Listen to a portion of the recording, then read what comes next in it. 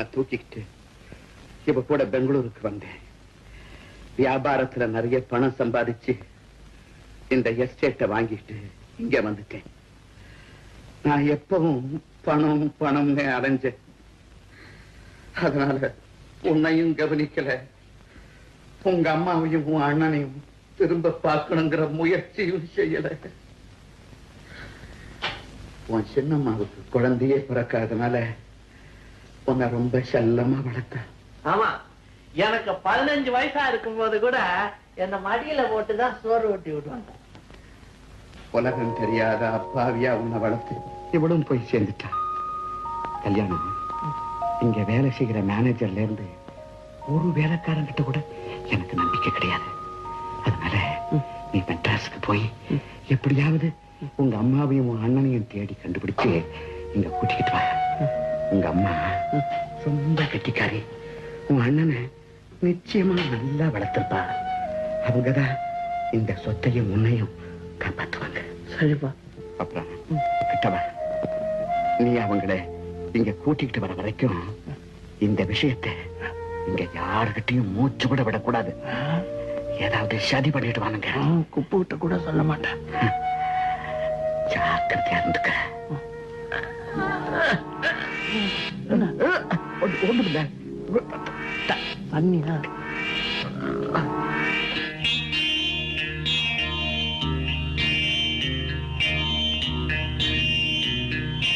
ஏன்பா, எனக்கு ஒரு அண்ணன் இருக்கான்னு சொன்னியா? அவனுக்கு அந்த மாதிரிதான் பல்ல பண்றியா? சரி, இந்தா அப்புறம் தண்ணி குடி.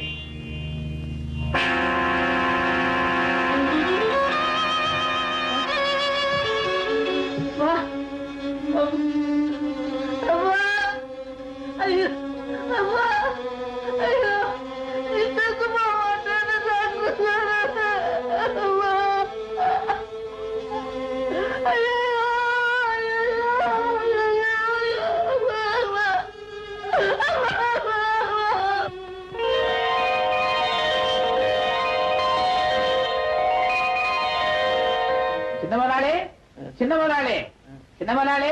யாரு கூப்பிடுறீங்க? தாம புள்ள உங்களைத்தான். காப்பி என்ன? நீ எப்பவும் என்ன வந்து நீ வா போன்னு சொல்லுவ. இன்னைக்கு திடீர்னு நீங்க மரியாதை கூப்பிடுற. அதெல்லாம் உங்க அப்பா காலத்துல. உங்க அப்பா தான் போயிட்டாரு. இனிமே உங்ககிட்ட தானே நாங்க சம்பளம் வாங்கணும். அதனாலதான் அந்த மரியாதை. சின்ன முதலாளி. அப்ப சரி, என்ன இன்னொரு வாட்டி கூப்பிடு. சின்ன முதலாளி. பாத்து குடிங்க. குட் மார்னிங் சின்ன முதலாளி. என்னது எல்லாருமே கூப்பிடுவீங்களா? இனிமே இந்த எஸ்டேட்ல எல்லாருக்குமே நீங்க தானே சின்ன முதலாளி. எங்க அப்பா என்கிட்ட இதை பத்தி ஒரு விஷயம் சொல்லவே இல்லையா? நாங்க எல்லாம் இருக்கிறோம். உங்களை இந்த எஸ்டேட்டை ஒரு வழி பண்ணிடுவோம்ன்ற நம்பிக்கையில தான் எதுவும் சொல்லாம போயிட்டாங்க. இந்த செக்ல ஒரு கையெழுத்து போடணும். போடுவோமே.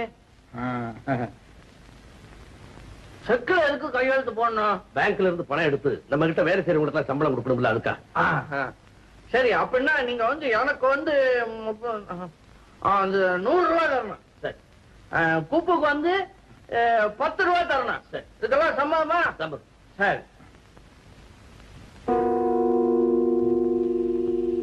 என்ன ஒண்ணு போட்டு பக்கத்துல முட்டை முட்டையா 5 சைபர் போட்டிருக்கு. நீங்க கையெழுத்து போடுங்க, கணக்கு நான் பின்னாடி கொடுக்குறேன். என்ன என்ன சாவு புள்ள கையெழுத்து போட்டுமா? அட கழுத, கையெழுத்து தானே, சும்மா போட்டு வைங்க. சரி, நீ சொல்றேன்னு போடுறேன்.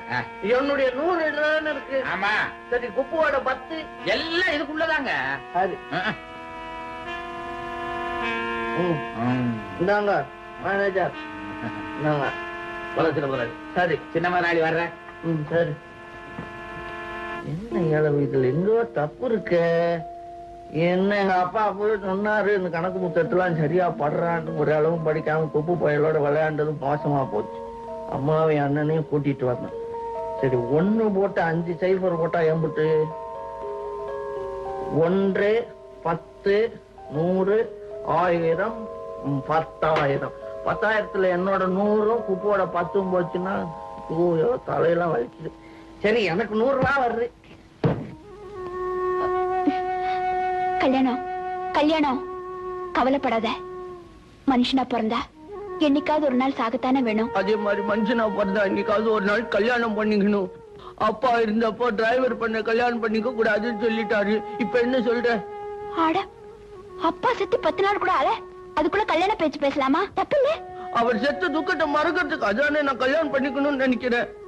சரி சரி, இது பாரு, இனிமேதான் நீ கவனமா இருக்கணும். அந்த மேனேஜரும் லிங்கப்பாவும் ரொம்ப பொல்லாத ஆளுங்க. ஆமா, அந்த சாமி பிள்ளை எப்படி? ஐயோ, அவரை பத்தி சொல்லாத. அவர் தங்கன்னா தங்கம், என் ஃப்ரெண்டு. சரி, எதுக்கு நீ ஜாகிரதையா வேறு இருக்கு. அப்புறம் மேனேஜர் வந்து உங்க அப்பாவை டிரைவர் வேலைக்கு வச்சுக்கலாவான்னு என்கிட்ட கேட்டாரு. நான் சரின்னு சொல்லிட்டேன். எங்க அப்பா சொன்னாரு. சொன்னாரா? ஓ ஆமா, மறுபடியும் அந்த லிங்கப்பாவை ஏன் வேலைக்கு சேர்த்தேன்? நான் எங்க சேர்த்தேன்? வேலைக்கு சேரடான்னு தட்டுல சாம்பல வச்சு அவனை கூப்பிட்டேன். அவனா வரான், அவனா போறான். வேலைக்கு வராதுடான்னு சொல்ல பயமா இருக்கு. அடிச்சுக்கிட்டு போவானு. ஐயோ, அவனுக்கு இல்லாம பயப்படுது. இப்படி முதலாளி இல்ல? அதெல்லாம் எனக்கு பயம் இல்ல. ஆனா ரொம்ப தடியா இருக்கானே, அடிச்சுக்கிட்டு போடுவானு ஒரு சின்ன சந்தேகம். ஆனா இனிமே பாரு, எஸ்டேட் என் கையில எடுத்து எப்படி எப்படி எல்லாம் நடத்தி காட்டுறேன்னு.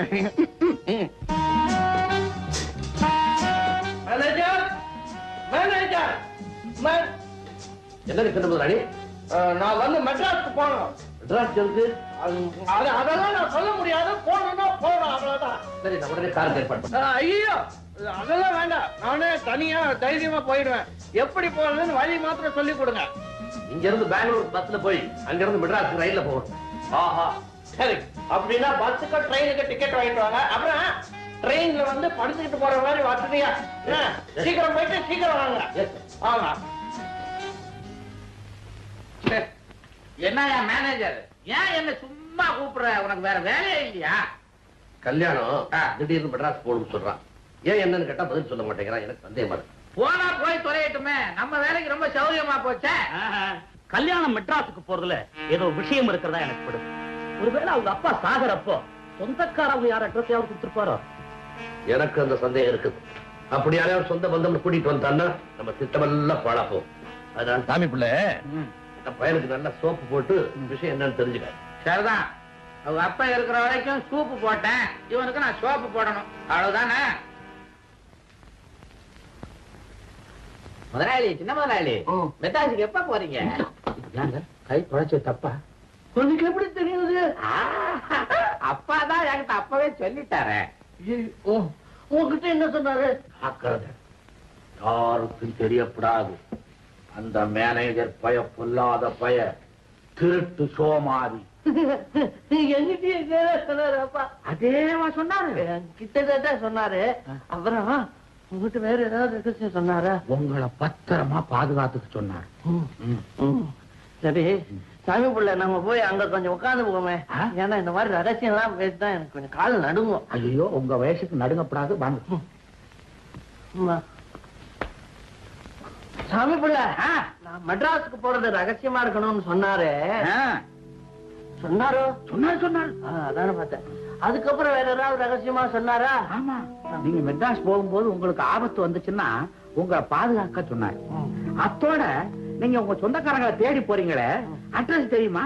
அதான் சாமி பிள்ளை, எனக்கும் தெரியல. எனக்கு ஒரு அம்மாவும் அண்ணனும் இருக்காங்கன்னு சொல்லிவிட்டு அப்பா அவசர அவசரமா செத்து போட்டாரு. அட்ரஸ கூட சொல்லல. அம்மாவா? ஐயோ, இதெல்லாம் பத்தி அப்பா உங்ககிட்ட சொல்லவே இல்லையா? அத சொல்லலையே. ஆனா உங்களுக்கு ஒரு அண்ணன் இருக்காரு, அவர் உங்களை விட ரொம்ப கெட்டிக்காரன்னு சொன்னாரு.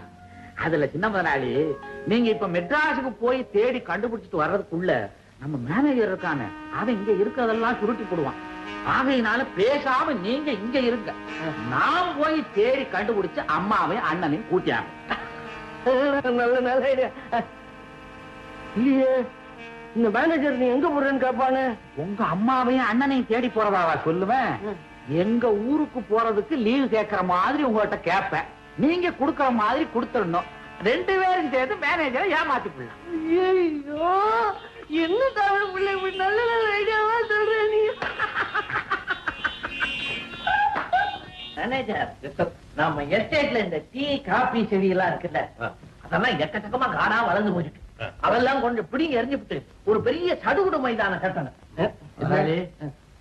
என் திருமண விஷயமா ஊர்ல இருந்து கடுதாசி வந்திருக்குது. பொண்ணு பார்க்க போகணும், ஒரு வாரம் லீவு வேணும். யாருக்கு? உங்க பிள்ளைங்க? எனக்குங்க. உங்களுக்கு கல்யாணமே இல்ல, நான் மறந்து போயிட்டேன். மேனேஜர், லீவெல்லாம் இப்ப தர முடியாது. நீங்க வேற மெட்ராஸ் போகணும்னு சொல்றீங்க. நீங்க போயிட்டு வந்த பிறகு லீவு தரலாம். இல்ல நான் போல. ஒரு மனுஷனுக்கு கல்யாணத்தை விட என்ன முக்கியம்? இவருக்கு ஒரு 1000 ரூபாய் கொடுத்து அனுப்புங்க. 1000 ரூபாயா?